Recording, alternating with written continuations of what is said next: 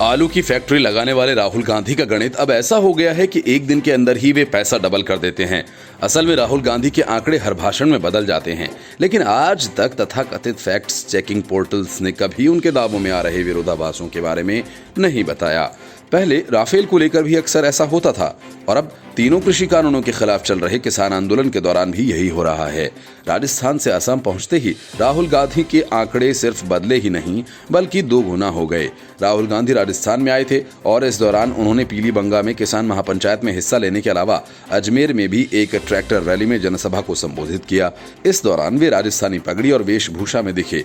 उन्होंने कहा कि हिंदुस्तान का सबसे बड़ा बिजनेस कृषि है और अगर आप सोचते हैं कि गाड़ी बनाने या हवाई जहाज का बिजनेस करना सबसे बड़ा है तो आप गलत फहमी में हैं। आगे उन्होंने सबसे जरूरी बात बताते हुए कहा कि ये दुनिया का सबसे बड़ा बिजनेस है जो 40 लाख करोड़ रुपए का है।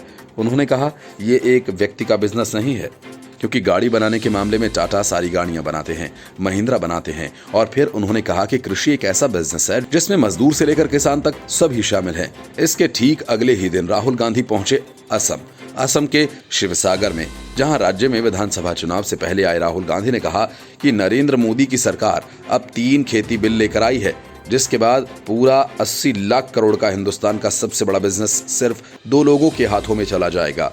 राहुल गांधी ने दोनों जगह ये बातें दोहराई कि पीएम मोदी खेती के सिस्टम को खत्म करना चाहते हैं, लेकिन कहीं कृषि कानूनों की एक भी खामी नहीं गिना पाए। गिनाए भी तो वही उल्टी सीधी चीजें। उद्योगपति अब जहां जैसे चाहेंगे वो किसानों की फसल छीन लेंगे। यानी राजस्थान का 40 लाख करोड़ का असम पहुंचते पहुंचते 80 लाख करोड़ यानी 2 गुना हो गया। इस तरह से नवंबर 2016 में राहुल गांधी ने ये दावा किया था कि मोदी सरकार ने तब बड़े उद्योगपतियों को 1-1 लाख करोड़ रुपए का ऋण माफ कर दिया। 2017 में गुजरात विधानसभा चुनावों के लिए प्रचार के दौरान और राहुल गांधी ने बेवजह इस आंकड़े को 20,000 करोड़ रुपए और बढ़ाकर 1 से 3 लाख करोड़ रुपए कर दिया। कर्नाटक में तो उन्होंने एक कदम आगे बढ़कर इसे बढ़ाकर 2 से 5 लाख करोड़ रुपए कर दिया। Report news of India.